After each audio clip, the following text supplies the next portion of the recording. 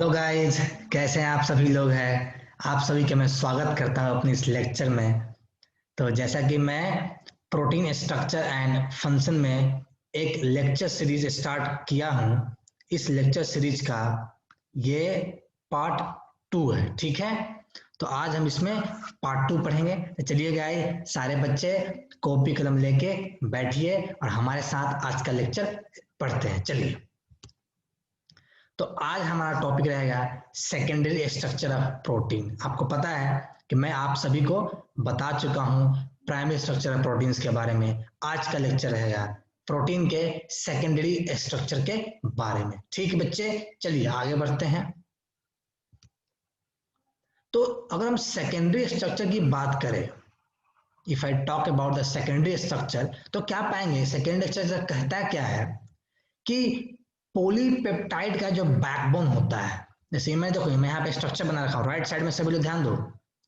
अगर इस पॉलीपेप्टाइड का ये बैकबोन देखा जाए, ये बैकबोन अगर देखा जाए, तो इस बैकबोन में क्या है, इसके एटम्स का, उसमें एटम्स है, उसके एटम्स का स्पेशियल अरेंजमेंट है, लोकल स्पेशल अरेंजमेंट। यानी एक अमीनो एसिड यहाँ है, दूसरा यहाँ होगा, तीसरा यहाँ है। तो ये लीनियर फैशन है, लीनियर चेन के अंदर ही एटम्स का जब लोकल अरेंजमेंट होगा, तब कहते हैं कि ये सेकेंडरी स्ट्रक्चर को एडप्ट कर लिया है। या इसको दूसरे भाषा में कह सकते हो कि अमाइनो एसिड का स्पेशल अरेंजमेंट है। यानी एक अमाइनो एसिड दूसरे अमाइनो एसिड से किस पोजीशन में ओरिएंटेड है, ये मैटर करता है। कहां पे, तो लीनियर सीक्वेंस में। यही बताता है सेकेंडरी स्ट्रक्चर को। ठीक है, मैंने आपके एक मॉडल भी लाया है, मैं दिखाता हूं आपको। ये देखिए सारे बच्चे, यहाँ देखिए, ये आपका सेकेंडरी स्ट्रक्चर में मैंने खुद से बनाया है, सेकेंडरी स्ट्रक्चर का मॉडल। इसमें क्या देखेंगे कि इस पॉइंट को पकड़िए, देखिए कैसे कैसे रोटेट किया गया है, इसको ऐसे ऐसे रोटेट किया गया है। इसमें क्या देखेंगे, अगर यहाँ कोई अमाइनो एसिड है, दूसरा यहाँ है, तीसरा यहाँ है, चौथा यहाँ है, मतलब ये लीनियर सीक्वेंस ही था, उसको मैंने बस रोटेट कर दिया। तो क्या हुआ, एक अमाइनो एसिड दूसरे अमाइनो एसिड के रिस्पेक्ट में लोकली अरेंज हो गया। This is the model of what, alpha, ये हेलिक्स स्ट्रक्चर। ये सेकेंडरी स्ट्रक्चर में मैं हेलिक्स का स्ट्रक्चर दिखा रहा हूँ। ठीक है, आप चाहेंगे तो आप खुद से भी ये मॉडल बना सकते हैं। एक वायर लेना है और वायर को पहले इस तरह स्प्रिंग के फॉर्म में इसको करके, स्प्रिंग जब बन गया इसको खोल दीजिए, आपका ये स्ट्रक्चर बन के तैयार हो जाता है। आशा करता हूं इसको आप देख पा रहे होंगे और समझ पा रहे हैं। ठीक है, चलिए आगे बढ़ते हैं। तो ये आपका क्या है, ये आपका अल्फा हेलिक्स है, दिस इज अल्फा हेलिक्स। आगे हम पढ़ाएंगे, शीट भी पढ़ाएंगे। ठीक है, तो अगर देखा जाए सेकेंडरी स्ट्रक्चर का फॉर्म्स, तो एक अल्फा हेलिक्स होता है, दूसरा बीटा शीट होता है। तो ये तो अल्फा हेलिक्स हो गया। बीटा शीट कैसे होगा, शीट के स्ट्रक्चर में होगा, इस तरीके से होता है beta sheet. This is the beta sheet, ये आपका बीटा शीट। ठीक है, ये बीटा शीट है। मैंने इसका भी एक मॉडल बनाया है, जरा ध्यान से देखना बच्चों। ये देखो मॉडल, ये मैंने एक मॉडल बनाया है बीटा शीट का। आप देख पा रहे हैं मॉडल कि मैंने इसको चिपका दिया है। और एक और बीटा शीट लेता हूं, ये देखो, ये दूसरा बीटा शीट है। ये दोनों शीट को आपस में, एक बीटा, एक पॉलीपेप्टाइड चेन यहाँ है, दूसरा चेन यहाँ है। ठीक है, आई बात समझ में। और दोनों को एक दूसरे के करीब लेकर के आ जाओ, तो इसके बीच में क्या हुआ, इंटरेक्शन होता है हाइड्रोजन बॉन्ड से। तो क्या बनाता है, बीटा शीट स्ट्रक्चर बनाता है। आशा करता हूं मॉडल को देखकर आप अच्छे से समझ पा रहे होंगे कि क्या है। ये देखिए जिगजैग फैशन में है, कैसे कैसे चल रहा है जिगजैग फैशन। ये आपका हेलिक्स फॉर्म में नहीं है। ठीक है, क्लियर है सबको, कोई दिक्कत नहीं। चलिए आगे बढ़ते हैं। तो इसमें अपार्ट फ्रॉम अल्फा हेलिक्स और बीटा शीट, इसमें कुछ टर्न्स एंड लूप्स भी पाए जाते हैं, टर्न्स एंड लूप्स भी पाए जाते हैं। जैसे कि बीटा टर्न्स हो गया, अल्फा टर्न्स हो गया, ओमेगा टर्न्स हो गया, ये भी इसमें पाए जाते हैं। ये करते क्या है, इनका क्या फंक्शन है, बीटा शीट और अल्फा हेलिक्स ये बनता है ना, तो इनके बनने में सपोर्ट करते हैं, इनका बहुत बड़ा सपोर्टिंग रोल देखा गया है। बीटा शीट और अल्फा हेलिक्स के बनने में ये सपोर्ट करते हैं। इसको आगे पढ़ाएंगे जब हम प्रोटीन की कंफर्मेशन पढ़ाएंगे। प्रोटीन का जब हम कंफर्मेशन पढ़ाएंगे तो वहां पर ऐसे ऐसे टर्न्स लूप्स के बारे में थोड़ा सा बता देंगे, क्योंकि पेपर में आते हैं। ठीक है, चलिए आगे बढ़ते हैं। अब सवाल है, कभी कभी सवाल पूछ देता है कि आपका जो सेकेंडरी स्ट्रक्चर है, ये इसको किसने डिस्कवर किया था, किसने प्रपोज किया था इस स्ट्रक्चर को। आपको पता होना चाहिए, लाइनस पॉलिंग एंड रॉबर्ट कोरे, ये दो ऐसे साइंटिस्ट हैं जिन्होंने प्रोटीन के सेकेंडरी स्ट्रक्चर को प्रपोज किया था। ठीक है, चलिए आगे बढ़ते हैं और देखते हैं आगे क्या टॉपिक पढ़ना। चलिए, तो हमने दो टाइप्स का फॉर्म देखा, एक देखा अल्फा हेलिक्स, दूसरा हमने देखा बीटा शीट।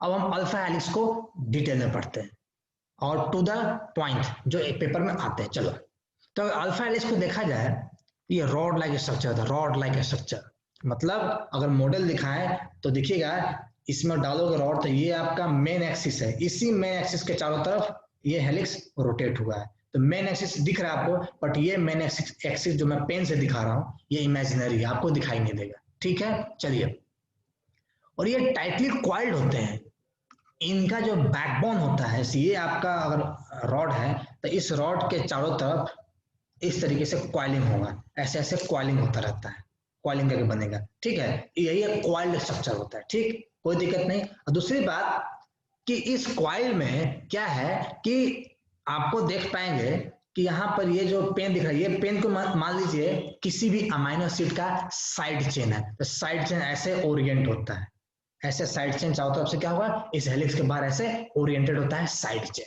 क्लियर है, आई बात समझ में? आशा करता हूं मॉडल देख के ज्यादा समझ में आ रहा होगा। ठीक है, चलिए आगे बढ़ते हैं। तो और दूसरा बात जो देखा जाए कि सवाल ये है कि ये जो आपका मॉडल है, ये अमाइनो एसिड जो यहाँ पर है, एक यहाँ है, ये एक दूसरे के करीब आ कैसे गया?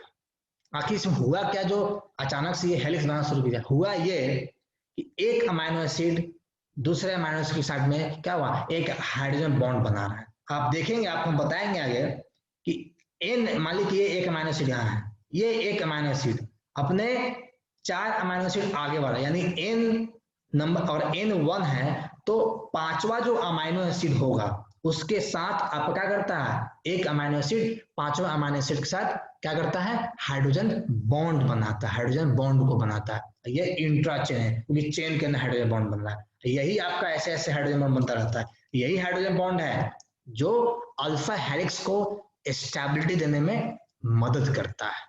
आशा करता हूं इस बात को आप समझ पा रहे हैं। ठीक है, चलिए आगे बढ़ते हैं। तो इसमें देखेंगे तो ये क्या है, NH और CO ग्रुप। आपको पता है कि अमाइनो एसिड में एक होता है CO कार्बोनिल ग्रुप होता है, दूसरा NH होता है। तो एक अमाइनो एसिड का कार्बोनिल ग्रुप और दूसरे अमाइनो एसिड का NH, इसके बीच में हाइड्रोजन बॉन्ड बनता है। ठीक है, क्लियर है, कोई दिक्कत नहीं, आगे बढ़ते हैं। अगर हाइड्रोजन बॉन्ड की पैटर्न देखो, काफी इंपॉर्टेंट, पेपर में आ चुका है कैसे बनता है हाइड्रोजन बॉन्ड। तो याद रखिएगा, N अमाइनो एसिड का CO ग्रुप ले लो और N+4th अमाइनो एसिड का NH ग्रुप ले लो, यानी ऐसे ओरिएंट होगा।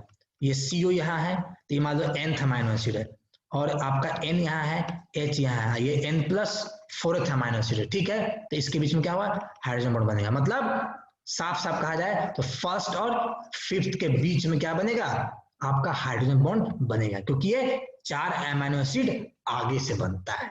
क्लियर है, कोई किसी को दिक्कत नहीं हो रहा है? ठीक है, फिर से मॉडल दिखाता हूं कि अगर एक अमाइनो एसिड यहाँ है, मान लो 5वां यहाँ है, तो ऐसे ऐसे हाइड्रोजन बॉन्ड, ये एक बना, दूसरा ये बना, तीसरा, ऐसे ऐसे हाइड्रोजन बॉन्ड बनते हैं। और यही हाइड्रोजन बॉन्ड आपका रिस्पॉन्सिबल होता है अल्फा हेलिक्स को स्टेबिलिटी देने में।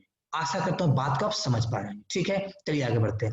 कभी कभी इस कॉइल को लिखते हैं 3.613 हेलिक्स, 3.613 हेलिक्स लिखते हैं। इसका मतलब समझो, इसका मतलब यह है कि N, अगर मान लीजिए अमाइनो एसिड नंबर 1 है और अमाइनो एसिड नंबर 5 है, इसके बीच में बनाया आपने हाइड्रोजन बॉन्ड, तो फर्स्ट अमाइनो एसिड और 5th अमाइनो एसिड के बीच में अगर आप एटम की संख्या गिनेंगे तो क्या पाएंगे, वहां पर टोटल 13 एटम होते हैं, 13 एटम है जो आपका अमाइनो एसिड 1 और 5th के बीच में इन्वॉल्व है हाइड्रोजन बॉन्ड को सपोर्ट करने के लिए। ये भी पेपर में क्वेश्चन आ सकता है, कल को ये पूछ सकता है। तो 3.613 है, इसका मतलब आप समझ चुके होंगे। चलिए आगे बढ़ते हैं। सबसे इंपॉर्टेंट पॉइंट, अल्फा हेलिक्स के एंड पर, एंड यानी एक तो सबसे स्टार्टिंग वाला एंड, एक तो लास्ट वाला, यहां पर जो भी अमाइनो एसिड होगा वह हाइड्रोजन बॉन्ड में पार्टिसिपेट नहीं करेगा। इस पॉइंट को लिख कर रखिएगा, पेपर में कल को पूछ सकता है। ठीक है, चलिए आगे बढ़ते हैं। अगर हम देखें कि अल्फा हेलिक्स कितने फॉर्म्स में होते हैं, एक होता है राइट हैंडेड अल्फा हेलिक्स, दूसरा होता है लेफ्ट हैंड अल्फा हेलिक्स। ठीक है, ये जो मैंने मॉडल बनाया है, ये मॉडल देखिए क्या है, और ये देख पाएंगे, ये आपका मतलब राइट हैंड का पाम ले लीजिए, फिंगर ऊपर है, ये फिंगर आपका क्या है, ये फिंगर आपका मेन एक्सिस है। ठीक है, इस मेन एक्सिस को यहाँ डालिए। ठीक है, और इसको ऐसे फिंगर को कर्ल कीजिए, ये फिंगर जो कर्ल हो रहा है, ये कर्लिंग आपका हेलिक्स के चारों तरफ बैकबोन कर्ल कर रहा है। तो ये फिंगर कर्लिंग के डायरेक्शन में आपका हेलिक्स का बैकबोन कर्ल करेगा। ये जो आपका थंब है, ये मेन एक्सिस है, इसके चारों तरफ कर्लिंग करता है। ठीक है, ये हो गया आपका क्लॉकवाइज। अगर इसको एंटी बनाना हो, एंटी क्लॉकवाइज बनाना हो, यानी लेफ्ट हैंडेड हेलिक्स बनाना हो, तो क्या करोगे, ये तो आपका राइट हैंडेड है, इसी तरह एक लेफ्ट हैंड ऐसे लो, ऐसे लेफ्ट हैंड का पाम ले लो, इस फिंगर को मेन एक्सिस समझ लो, ये जो कर्लिंग हो रहा है, ये आपका क्या है, अमाइनो एसिड जो आपके बैकबोन में है, ये ऐसे कर्ल करते हैं। ठीक है, क्लियर है, सबको कोई दिक्कत नहीं हो रहा है। चलिए आगे बढ़ते हैं, यही बात मैंने यहाँ पर लिख रखा है। ठीक है, चलिए, अगर अल्फा हेलिक्स का कंटेंट देखा जाए, अल्फा हेलिक्स का अगर हम कंटेंट देखें, कंटेंट कि अल्फा हेलिक्स कितना परसेंटेज में होता है, तो क्या पाएंगे कि किसी किसी प्रोटीन में आपका ये हेलिक्स 0% से लेकर के 100% तक भी हेलिक्स पाया जाता है। ये कभी पेपर में आ सकता है कि रेंज क्या है, 0 से 100%, यानी बिल्कुल नहीं हो सकता अल्फा हेलिक्स, ये 100% हो सकता है। दूसरी बात, मैंने एक एग्जांपल लिया है, फेरिटीन एक आपका क्या कह सकते हो, एक प्रोटीन है जो कि आयरन को स्टोर करने में हेल्प करता है, इसमें 75% पाया गया अल्फा हेलिक्स। ठीक है, आई बात समझ में, कोई दिक्कत किसी को नहीं है। चलिए आगे बढ़ते हैं। अब कुछ इंपॉर्टेंट डेटा आप नोट कीजिए जो आपके न्यूमेरिकल्स को बनाने में काफी मदद करेगा। देखिए, हमने यहाँ पर एक अल्फा हेलिक्स खींचा है, जरा ध्यान से देखिएगा, मजा आएगा। अल्फा हेलिक्स खींचा है, आप क्या देख पाएंगे कि यहां से स्टार्ट किया, सब लोग कोई स्क्रीन पर ध्यान दो, यहां स्टार्ट किया, रोटेट करते हुए यहां पहुंच गया, मतलब फर्स्ट टर्न। एक बार जब टर्न लिया, एक बार जब टर्न लिया, तो इस एक टर्न में कितना अमाइनो एसिड होता है, इस एक टर्न में 3.6 रेजिड्यू अमाइनो एसिड होता है, एक टर्न में होता है, एक टर्न में। ठीक है, इस एक टर्न का अगर लेंथ निकालोगे, इस एक टर्न की लंबाई निकालोगे, वह होता है 5.4 एंगस्ट्रॉम। ऐसी एक टर्न की लंबाई को कहते हैं पिच ऑफ द हेलिक्स। यहां तक क्लियर है, किसी कोई दिक्कत नहीं है। ठीक है, अब जरा ध्यान दो, हमने एक टर्न हेलिक्स का डिस्टेंस निकाला जो पिच है 5.4 एंगस्ट्रॉम। ठीक है, इसमें एक टर्न में कितना अमाइनो एसिड है, 3.6 अमाइनो एसिड है।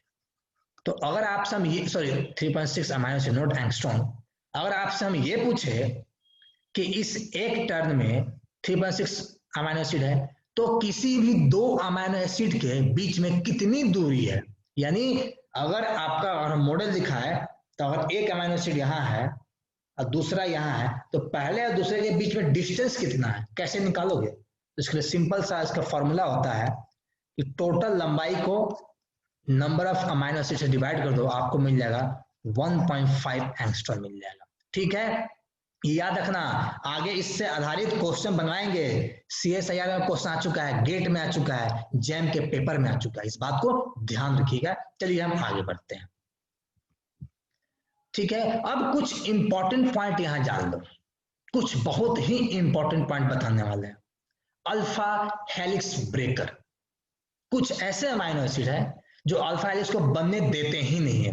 पॉइंट नोट करना, ये क्वेश्चन आपके जैम के पेपर में आ चुका है, कल को कहीं भी आ सकता है, जरा ध्यान दो।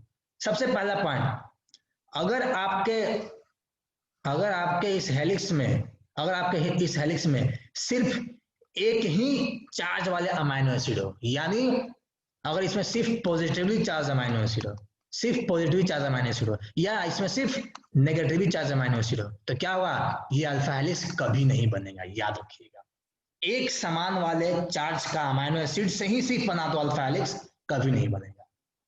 तो सिर्फ नेगेटिवली चार्ज अमाइनो एसिड हो तब भी नहीं बनेगा, सिर्फ आपका पॉजिटिवली चार्ज अमाइनो एसिड हो तब भी नहीं बनेगा। और ये डिपेंड करता है पीएच पर, ये डिपेंड करता है पीएच पर। बन सकता है आपका सिर्फ नेगेटिवली चार्ज अमाइनो एसिड बन सकता है, बना सकता है आपका क्या, अल्फा हेलिक्स, वो डिपेंड करता है पीएच पर। दिमाग में हमेशा याद रखिएगा, कोई भी पीएच हो, बट एक चीज ध्यान में रखिएगा हमेशा कि अल्फा हेलिक्स पर एक ही प्रकार का चार्ज नहीं आए, ना तो उस पूरे हेलिक्स पर नेगेटिव चार्ज हो, ना इस पूरे हेलिक्स पर आपका पॉजिटिव चार्ज हो, क्या होगा, रिपल्सन की वजह से ये हेलिक्स टूट जाएगा। तो पीएच वेरी करके कोशिश ये करते हैं कि इस हेलिक्स पर अपोजिट चार्ज रखा जाए, मतलब अगर प्लस चार्ज है तो माइनस भी आए, प्लस चार्ज है तो माइनस भी रहे, ताकि अट्रैक्शन की वजह से आपका अल्फा हेलिक्स नहीं टूटे। ये दिमाग में बैठा लीजिए। मैंने कुछ एग्जांपल रखा है कि सिर्फ बेसिक अमाइनो एसिड और सिर्फ एसिडिक अमाइनो एसिड हो, ये नॉर्मल कंडीशन में आपका अल्फा हेलिक्स नहीं बनाएगा, बट पीएच को वेरी करोगे, वेरी करने से अगर इन पर अपोजिट चार्ज अगर क्रिएट हो जाता है तो ये हेलिक्स बना देगा। ऐसा सवाल मैंने रखा है, बनाइएगा, मजा आएगा। दूसरा, बल्कि अमाइनो एसिड हो जिसका साइड चेन बड़ा बड़ा हो, जैसे कि आइसोल्यूसिन हो गया, वलाइन हो गया, ल्यूसिन हो गया, सिर्फ इनसे बनाओगे अल्फा हेलिक्स नहीं बनेगा, टूट जाएगा ड्यू टू स्टैटिक हिंड्रेंस। ठीक है। दूसरा बात, प्रोलिन की बात करें तो प्रोलिन कभी भी हेलिक्स के अंदर नहीं पाया जाएगा। अगर प्रोटीन हेलिक्स के अंदर पाया गया तो वहां पर अल्फा हेलिक्स को बनने से रोक देगा, तोड़ देगा, इसको याद रखिएगा। कभी भी प्रोटीन हेलिक्स के अंदर, जैसे मान लेते हैं, मैं आपको सिखाता हूं मॉडल से, मान लीजिए ये आपका क्या है, अल्फा हेलिक्स है। अगर प्रोटीन बीच में यहाँ आ जाए तो इस हेलिक्स को तोड़ देगा। क्यों तोड़ेगा? क्योंकि आपको पता होना चाहिए कि प्रोटीन अमाइनो एसिड के उसके जो एमीन ग्रुप है, वह एमीन ग्रुप जब पेप्टाइड बना लेता है तो उस एमीन पर एक भी हाइड्रोजन नहीं बचता है कि वह इस तरीके का इंट्राचेन हाइड्रोजन बॉन्ड बना सके और ये हेलिक्स टूट जाती है। याद रखना, प्रोलिन यहाँ हो सकता है, यहाँ भी हो सकता है, बीच में नहीं होगा, अदरवाइज आपका हेलिक्स टूट जाता है। याद रखिएगा इसको। चलिए, अगर आपका सीरीन अमाइनो एसिड से पूरा बना दो तब भी हेलिक्स टूटेगा। ठीक है, याद रखना। और अदर ग्रुप जैसे एस्पाराजिन, सेरिन, थ्योनिन, सिस्टीन, ये भी आपका हेलिक्स को डीस्टेबलाइज, ये भी आपका अल्फा हेलिक्स को डीस्टेबलाइज करता है अगर इनको काफी करीब लेकर के आ गया। कल वो ये पेपर में क्वेश्चन डायरेक्ट पूछ देगा आपसे गेट जैम में, इसलिए दे रहा हूं डाटा, याद रखना। दूसरा बात, आपका अल्फा हेलिक्स या तो कंप्लीटली एल अमाइनो एसिड से बने या कंप्लीटली बी अमाइनो एसिड से बने। ठीक है, तो सही रहेगा, वह स्टेबल रहेगा। लेकिन एल प्लस डी दोनों को मिक्स करके बनाओगे अल्फा हेलिक्स, टूट जाएगा, स्टेबिलिटी नहीं होगी, याद रखिएगा। ठीक है, चलिए आगे बढ़ते हैं। लास्ट में कंक्लूजन क्या है कि अमाइनो एसिड का सीक्वेंस और उनकी आइडेंटिटी अल्फा हेलिक्स के स्टेबिलिटी को डिसाइड करता है। बहुत इंपॉर्टेंट बात लिखा, कल को ये स्टेटमेंट बना के आपको पूछ सकता है आपके पेपर में। ठीक है बच्चे, चलिए आगे बढ़ते हैं। अगर हम बीटा शीट की बात करें, if you talk about beta sheet, तो क्या पाएंगे? अभी आपको दिखाया था बीटा शीट, ऐसे ऐसे होता है बीटा शीट। ठीक है, ऐसे ऐसे होता है बीटा शीट, यानी जिगजैग फैशन में होता है बीटा शीट। इसमें क्या हुआ, इंटरचेन, क्योंकि एक पेप्टाइड यहाँ है, दूसरा पेप्टाइड यहाँ है, दोनों पेप्टाइड के बीच में क्या होता है, आपका हाइड्रोजन बॉन्ड बनेगा। क्या बनेगा? हाइड्रोजन बॉन्ड बनेगा। This is interchain hydrogen bond. क्या बनेगा? इंटरचेन हाइड्रोजन बॉन्ड बनेगा। मैं आपको उसका मॉडल दिखाता हूं, अभी समझ जाओगे। एक ये आपका पॉलीपेप्टाइड चेन है जो कि जिगजैग फैशन में, दूसरा ये है, दोनों को आपस में मिलाओ, देख रहे हो, ये और ये दोनों आपस में क्या बनेगा, अगर इसको बना दे हाइड्रोजन बॉन्ड, और ये ब्लैक हमारा पिन हाइड्रोजन बॉन्ड है, तो इसके बीच में बना hydrogen bond, this is interchain hydrogen bond. ये दोनों क्या है आपका, दोनों जो वायर से बनाया मॉडल, दोनों आपका पॉलीपेप्टाइड चेन है जो कि बीटा शीट है। देखो शीट के समान चिपका हुआ। आई बात समझ में? कोई किसी को दिक्कत नहीं है? चलिए आगे बढ़ते हैं। तो अगर हम ध्यान से देखें तो क्या पाएंगे, इसमें जिगजैग फैशन में बनता है आपका पॉलीपेप्टाइड चेन। ये कभी भी हेलिक्स नहीं बनाया, क्योंकि हेलिक्स बनाने के लिए इसके पास वह कंडीशन मौजूद नहीं रहता है। एक बात और याद रखिएगा कि आपके जिगजैग फैशन में एक अमाइनो एसिड यहाँ है, दूसरा अमाइनो एसिड यहाँ है, एक अमाइनो एसिड दूसरे अमाइनो एसिड के बीच में कितने डिस्टेंस दूरी होता है? 3.5 एंगस्ट्रॉम की दूरी से रहता है। याद रखिएगा, इस डेटा को इस्तेमाल करके आपको क्वेश्चन बनाना होगा कल को। ठीक है, चलिए आगे बढ़ते हैं। दूसरी बात, अगर आपका NH यहाँ है तो CO यहाँ होगा, यानी NH और CO दोनों एक दूसरे के आमने सामने होता है और ये ऐसे बॉन्ड बना सकता है। ठीक, क्लियर है? चलिए आगे बढ़ते हैं। अब सवाल है ये पॉलीपेप्टाइड चेन जिगजैग फैशन में अराइज हुआ कैसे? तब मैंने अभी आपको बताया मॉडल से, कि इसमें हाइड्रोजन बॉन्ड बनता है दो या दो से ज्यादा बीटा शीट के बीच में। एक बात और ध्यान रखिए, सबसे इंपॉर्टेंट बात बता रहा हूं बेटा, बहुत ध्यान रखिएगा। स्मॉल और कॉम्पैक्ट अमाइनो एसिड हमेशा बीटा शीट को फेवर करता है। तो आपको पता होना चाहिए कि ग्लाइसिन और एलानिन का साइड चेन छोटा है या कॉम्पैक्ट है, इसलिए ग्लाइसिन एलानिन हमेशा बीटा शीट को फेवर करेगा। ठीक है, मैं जब आपको पढ़ाऊंगा प्रोटीन कन्फर्मेशन, उसमें एक चार्ट दिखा दूंगा कौन कौन सा अमाइनो एसिड अल्फा हेलिक्स को फेवर करेगा, कौन कौन सा अमाइनो एसिड बीटा शीट को फेवर करेगा, ये मैं चार्ट बना करके आपको बता दूंगा। क्लियर? यहां तक सबको क्लियर है? किसी को कोई दिक्कत नहीं है? चलिए हम आगे बढ़ते हैं। इसमें हमेशा इंटरचेन अमाइनो एसिड बनेगा। क्यों? क्योंकि एक पॉलीपेप्टाइड चेन ये है, दूसरा ये है, दोनों के बीच में क्या बन रहा है? हाइड्रोजन बॉन्ड बन रहा है, इसलिए हो गया इंटरचेन। चलिए आगे बढ़ते हैं। इसमें दो प्रकार का होता है, एक होता है एंटी पैरेलल, दूसरा होता है पैरेलल बीटा शीट। क्या यहां तक सारी बातें क्लियर है? किसी को कोई भी दिक्कत होगा, आपको डाउट्स में सेशन में लाऊंगा, उसमें पूछ लेना, सब बता दूंगा। फिलहाल आगे बढ़ता हूं। चलिए अब हम देखते हैं एंटी पैरेलल बीटा शीट। ठीक है, आप देखो डायग्राम, देखो जल्दी समझ पाओगे। देखो राइट साइड में डायग्राम बनाया है। देखो एंटी पैरेलल बीटा शीट क्या है, आपको पता है। ये मैंने एक लिया पॉलीपेप्टाइड चेन, ये दूसरा लिया पॉलीपेप्टाइड चेन, ये तीसरा है, ये चौथा लिया। देखो आप सबको पता है कि पॉलीपेप्टाइड चेन में अमाइनो एसिड हमेशा N2C टर्मिनल में होता है। ठीक है, तो एंटी पैरेलल कैसा दिखेगा कि जब एक पॉलीपेप्टाइड चेन में अमाइनो एसिड N से C टर्मिनल में रन किया, ठीक है, दूसरा इसका जो एडजेसेंट पेप्टाइड, एक पेप्टाइड यहाँ है, दूसरा यहाँ है, तीसरा यहाँ है, चौथा यहाँ है। पहले में N2C दौड़ा, दूसरे में N2C इधर से हो गया, तीसरे में N2C इधर से हो गया। मतलब ये आपका ऐसे, फिर ऐसे, ऐसे और फिर ऐसे, यानी एंटी पैरेलल चल रहा है। N2C C2N, N2C N2C। आया बात समझ में कि N2C टर्मिनल में ओरिएंटेड होता है, तब क्या बनेगा? Anti parallel beta sheet. दूसरा सबसे इंपॉर्टेंट पॉइंट, अभी ध्यान दो, फिगर में समझाता हूं। देखो ये जो आपका बना है हाइड्रोजन बॉन्ड, ये देखो हाइड्रोजन बॉन्ड, ये हाइड्रोजन क्या है? लीनियर हाइड्रोजन बॉन्ड है। क्या ये? Linear hydrogen bond. ये लीनियर हाइड्रोजन बॉन्ड काफी ज्यादा स्टेबल होता है अगर ये कुछ एंगल पर अगर ये बना है हाइड्रोजन बॉन्ड तो, यानी ये लीनियर हाइड्रोजन बॉन्ड ज्यादा स्टेबल होगा। किससे? अगर आपका ऐसे जो बना इस लीनियर, इससे ये ज्यादा स्टेबल है इससे, क्योंकि आपका हाइड्रोजन बॉन्ड डायरेक्शनल होता है, एक पर्टिकुलर डायरेक्शन में ऐसे लिनियरली अरेंज है तो ज्यादा स्टेबल है। और इसको टैंगलिंग कर दो, यानी कि किसी एंगल से झुका दो हाइड्रोजन बॉन्ड को, स्टेबिलिटी नहीं होती है। आगे बताएंगे ये केस होता है पैरेलल चेन में। क्या यहां तक सारी बातें क्लियर है? किसी को कोई दिक्कत नहीं है? चलिए आगे बढ़ते हैं। इंपॉर्टेंट बात क्या बता, देखो जब आप इस हाइड्रोजन बॉन्ड और इस हाइड्रोजन बॉन्ड के बीच में एक रिंग बना हुआ, देखो रिंग बना हुआ, हेक्सागोनल रिंग बना हुआ। इस रिंग में यहां से शुरू होते हुए इस पूरे रिंग में एटम की संख्या गिनो, count the number of atoms. इसमें एटम की संख्या अगर काउंट करोगे क्या पाओगे? 1 2 3 4 5 6 7 8 9 10। यहां 10 एटम है। ये पेपर में आ चुका है सवाल कि एंटी पैरेलल बीटा शीट में जब हाइड्रोजन बॉन्ड बनता है और उसे जब एक साइक्लिक स्ट्रक्चर बन जाती है, तो उस हाइड्रोजन बॉन्डेड साइक्लिक स्ट्रक्चर में कितने एटम है? टोटल 10 एटम होते हैं। कल को यही सवाल आपसे पूछ देगा, कोई भरोसा नहीं है। आगे बताएंगे कि पैरेलल शीट में कितना होता है। ठीक, इसमें इतना समझ आ गया, किसी को कोई दिक्कत नहीं।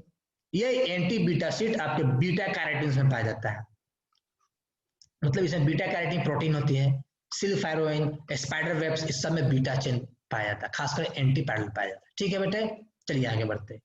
दूसरी बात है बॉडी दिशा में रन कर रहा है, इसमें हाइड्रोजन बॉन्ड डिस्टॉर्टेड नहीं है क्योंकि ये लीनियर हाइड्रोजन बॉन्ड है, इसलिए ये ज्यादा स्टेबल होता है पैरेलल शीट से। क्या यहां तक क्लियर हुआ एंटी पैरेलल के बारे में? किसी को कोई दिक्कत नहीं है? एक और important point, pitch of the helix, यानी इसका एक टर्न नेबरिंग पेप्टाइड्स के बीच में कितना डिस्टेंस है वह पूछता है, वह है 7 एंगस्ट्रॉम। इस पर एक एनालिटिकल क्वेश्चन पूछा है जैम में, आपको बनवाएंगे। चलिए आगे बढ़ते हैं। दूसरा है पैरेलल बीटा शीट। नाम से स्पष्ट है, पैरेलल मतलब एक पेप्टाइड चेन यहाँ है N2C, दूसरा पेप्टाइड N2C, तीसरा N2C, चौथा N2C।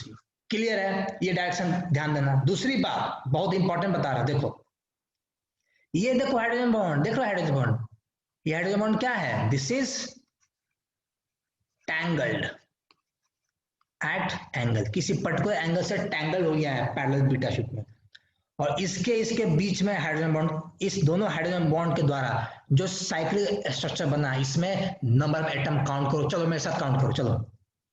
तो 1 2 3 4 5 6 7 8 9 10 11 12, इसमें 12 एटम आ रहा है, कितना है, 12 एटम।